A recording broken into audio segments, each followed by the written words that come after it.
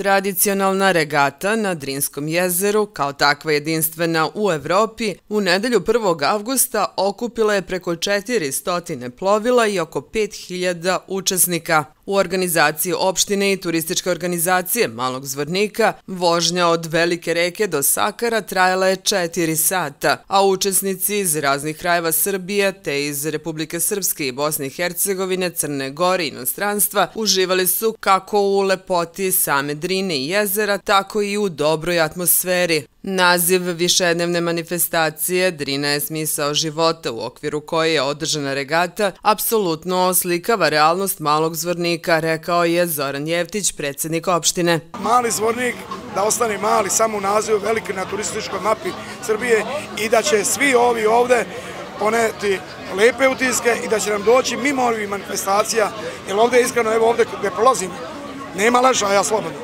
Tako da, drago mi da ste i vi tu i da se družimo. 10. jubilarna regata okupila je kako mlade, tako i starije zaljubljenike u Drinu i njeno jezero. Bili smo na svim regatama ovde kroz Drinu, ovo je najlepši deo. Svi treba da dođu ovde, ovo je stvarno prelepo. Od početka, pre 10 godina smo tu. Dobri domaćini, dobra organizacija, sve fenomenalno. Prvi put smo oduševljeni smo, super je. Odlično, odlična atmosfera, odlični domaćini za svaku pohvalu. Odlično, super je. Prvi put smo ovde, ali je odlično. Lepo vreme nas je poslužilo, tako da nadamo se i do cilja da će tako biti. Sam iz istočnog Sarajeva i super mi je. Oduševljena sam stvarno.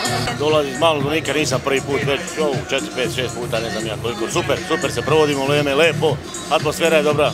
Manifestacija kulturno-zabavnog i sportskog sadržaja Drina je smisao života, nizom kvalitetnih programa i koncerata okupila je tokom 4 dana preko 20.000 posetilaca u Malom Zvorniku. Sve je proteklo bez incidenata, što potvrđuje reči prvog čoveka opštine da je Mali Zvornik samo mali u nazivu.